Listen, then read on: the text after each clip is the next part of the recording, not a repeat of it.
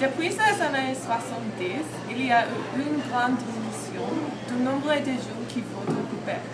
Mais pourquoi est-ce que les jeunes ne votent pas? Ce documentaire examine les opinions des jeunes et des experts.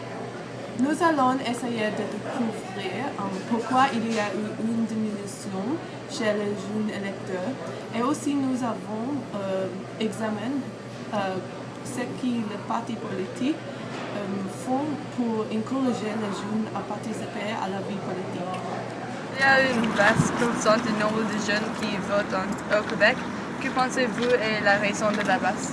Je pense parce qu'il y a plein de nationalités différentes, donc du coup, les jeunes ne sont pas forcément intéressés par cette politique-là, donc voilà. Il y a eu une baisse constante du nombre de jeunes qui votent au Québec. Que pensez-vous est la raison de la baisse? Les études ont montré que c'est particulier à la jeune génération. Et c'est pas seulement au Québec, c'est dans plusieurs démocraties. Et les jeunes de la plus jeune génération actuelle semblent moins intéressés par la politique en général. Et donc, ils votent moins. Oui. Et ils participent politiquement, mais d'autres façons, par des moyens alternatifs, par le biais de réseaux sociaux ou en s'impliquant dans des groupes sociaux aussi. Okay. Mais moins dans les partis politiques et moins aux élections. Je pense qu'il y a beaucoup de cynisme, mais il y a aussi un manque général d'intérêt. Mais cela dit, l'élection précédente, 2012, on a constaté un léger regain. Et les jeunes ont voté un peu plus. C'était peut-être circonstanciel. C'était peut-être dû au printemps érable, à la mobilisation qu'il y avait eu derrière ça. Et la jeune génération voulait se débarrasser, ou du moins aider à se débarrasser du gouvernement libéral à l'époque. Mais peut-être que c'est circonstanciel. On va voir dans les prochaines élections, en fait, qu'est-ce qui va arriver. OK. Qu'est-ce qui est fait pour encourager les jeunes à participer dans la vie politique québécoise? Au niveau des élections, il y a beaucoup d'efforts qui sont faits de la part du directeur général des élections. Depuis quelques élections, le DGE a créé des publicités qui sont plus accrocheuses, qui essaient de parler davantage aux jeunes, de leur montrer en quoi c'est important d'aller voter. Et il semblerait qu'à la dernière élection, le DGE ont constaté, dans une étude qu'ils ont faite après l'élection, ils ont constaté que la publicité avait eu un effet positif. Et donc, à cette élection-ci, ils continuent avec le même genre de publicité. Du côté des partis politiques, c'est plus difficile par contre. On sent que les grands partis s'intéressent moins aux jeunes, essaient moins de les impliquer dans la vie de leur parti. On développe moins de positions aussi, des positions politiques vraiment pour les jeunes. On n'en parle presque pas. Par contre, les petits partis comme Québec solidaire et même Option nationale, eux, sont plus actifs sur les réseaux sociaux et ont des parties de leur plateforme vraiment pour essayer de parler aux jeunes et aussi les jeunes, quand ils s'intéressent à la politique et aux partis politiques, généralement, ils se tournent davantage vers les plus petits partis, les alternatives non traditionnelles. Ils sont plus attirés par les petits partis. Et effectivement, parmi les jeunes qui ont voté, par exemple, à la dernière élection, on a vu qu'ils ont davantage voté pour ces deux partis-là, Québec solidaire et Option nationale. Est-ce que les partis politiques utilisaient la technologie pour encourager la politique? Oui, ces deux partis-là en particulier ont été très actifs sur les réseaux sociaux.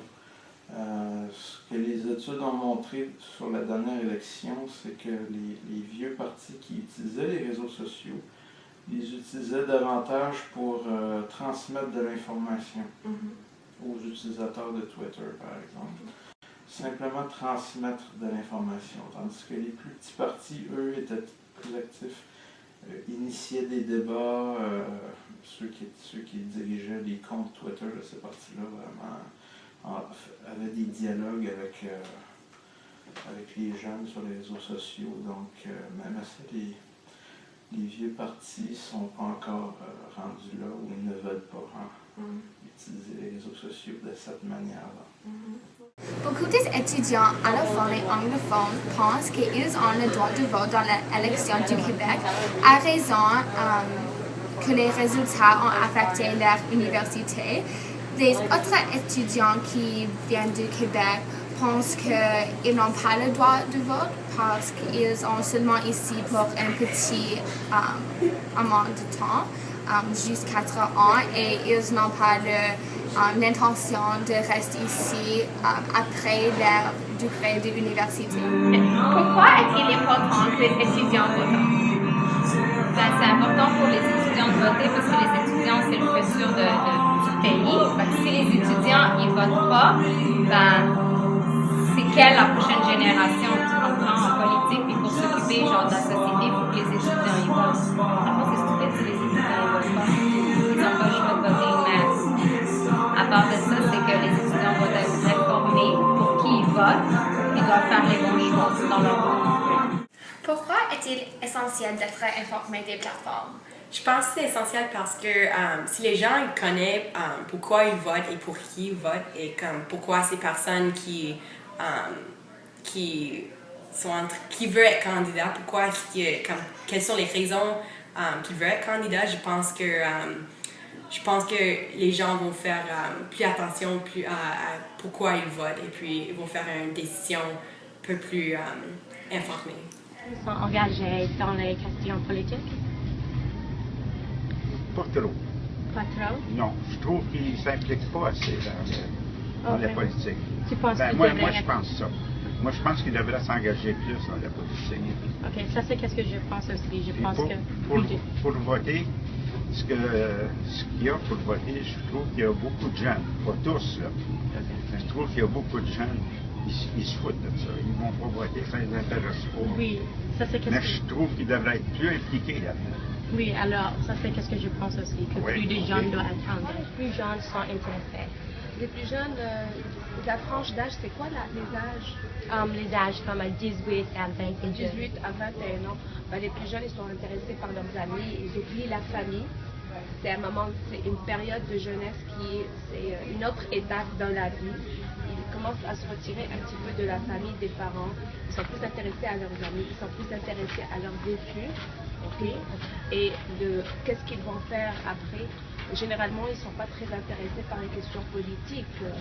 Les plus intéressants, je pense jusqu'à partir de 25 ans, exactement. Mais tout dépend aussi du milieu de vie, où est-ce qu'ils ont vécu, ces plus jeunes, et leur intérêt, il est automatiquement connecté avec leur vécu. Oui, si ils ont eu un background très bon dans la famille, une bonne éducation, automatiquement ils vont avoir de bons intérêts. Oui. Et ça va être bon pour la société. Mais s'ils ont eu quelque chose de médium, des familles déchirées qui peut-être n'emmènent pas leurs enfants dans la bonne ligne, ils ne les suivent pas, là à ce moment-là les intérêts vont être peut-être ailleurs. Oui, intéressant. Mais généralement à 18 ans, on est tous intéressés par les études. Oui. C'est vraiment les études. Vraiment, je pense que ça. Oui. C'est les études. On n'est pas intéressé par des amis, des sorties, tout ça, pas grave. Mais c'est vraiment les études, pas plus que ça. Les jeunes ont-ils perdu l'intérêt pour les chefs? Je pense que oui, parce que c'est tellement mauvais maintenant ces jours-ci, à Montréal, au Québec en tout cas. Il y a tellement de corruption au niveau des chefs, des partis politiques, que je pense que les jeunes, mais la société en général a perdu confiance envers les chefs politiques. Puis les jeunes, c'est sûr que si on a perdu la confiance, c'est très difficile déjà d'avoir des jeunes pour s'impliquer au niveau politique, d'écouter, d'essayer de s'impliquer au niveau politique.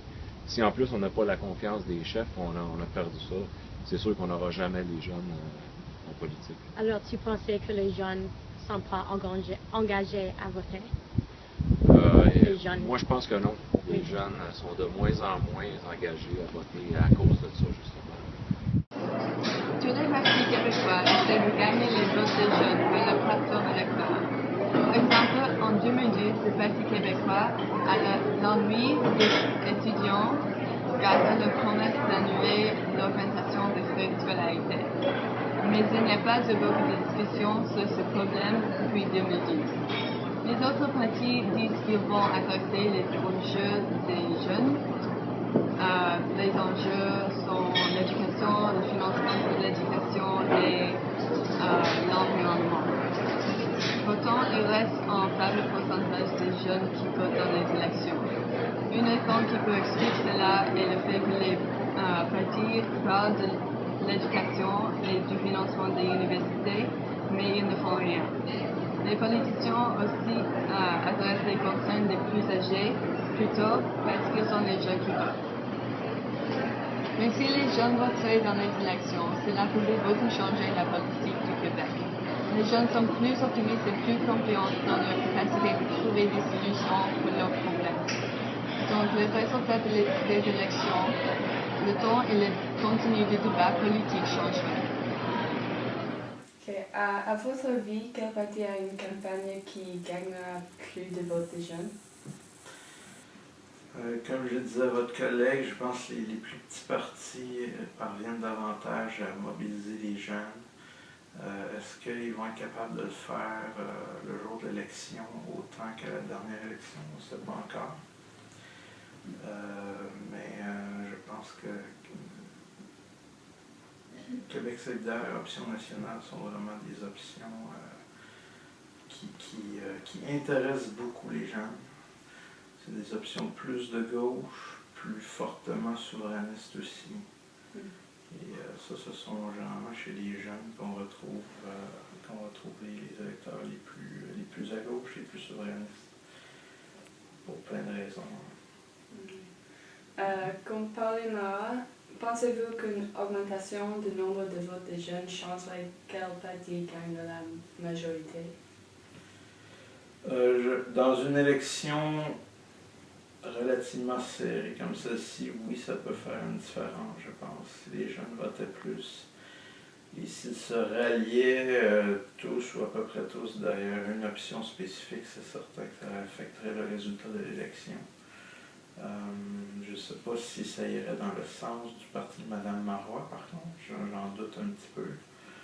Le Parti libéral serait plus affecté aussi, parce que le Parti libéral bénéficie davantage du vote des plus vieux au Québec.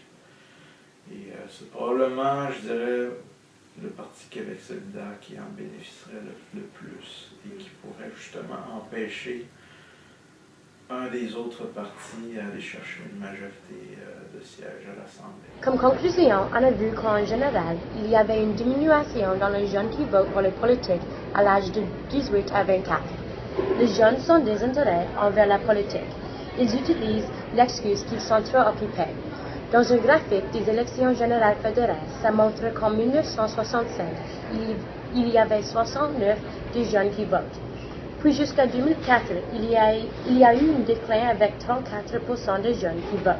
Merci pour votre attention et pour avoir regardé notre film.